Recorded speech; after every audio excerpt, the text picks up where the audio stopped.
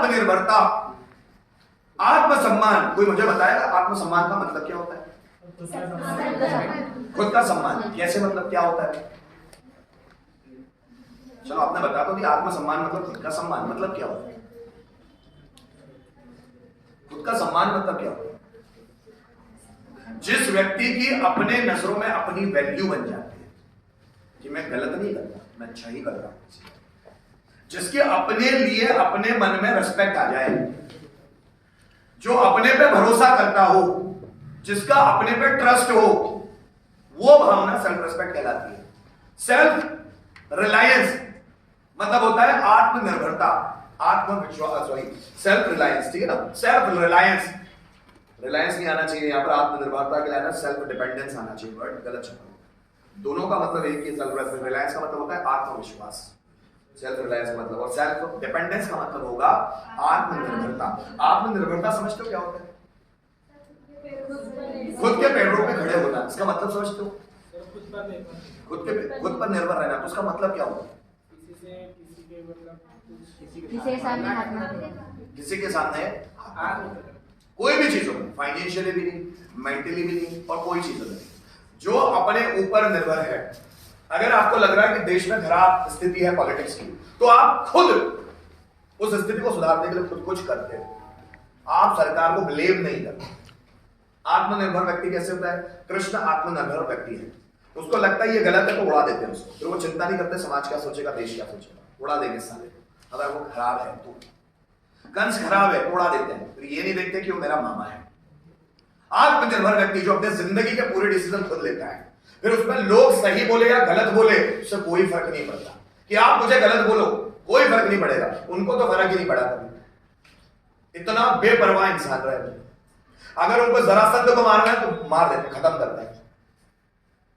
अगर उनको समझ में आ गया कि अगर ये गौरव वंश रहा ना तो पूरे भारत की स्त्रियां नग्न की जाएगी, जैसे द्रौपदी को किया, तो ये गौरवों को खत्म होना जरूरी है, तो वो खत्म करने के लिए फिर प्लान बनाते हैं, फिर महाभारत में एक एक करके सबको खत्म करते हैं। आत्मनिर्भर व्यक्ति जिसको किसी सेना की जरूरत नहीं, किसी से लड़ने की, वो अकेला ही वन मैन आर्मी है, उसको किसी और की जरूरत नहीं है। अब जरा समझ लो, उसको किसी और की जरूरत नहीं है, वो खुद ही कर सकता है सब।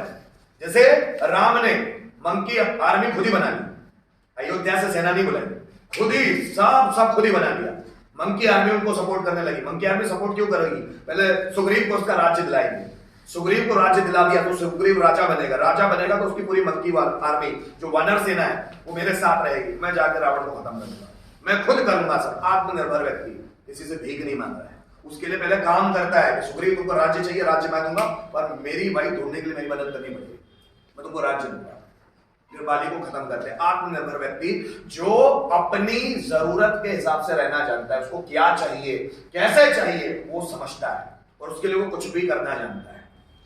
आत्मनिर्भर। हनुमान जी जाते हैं लंका, किसी की मदद नहीं उनके पास।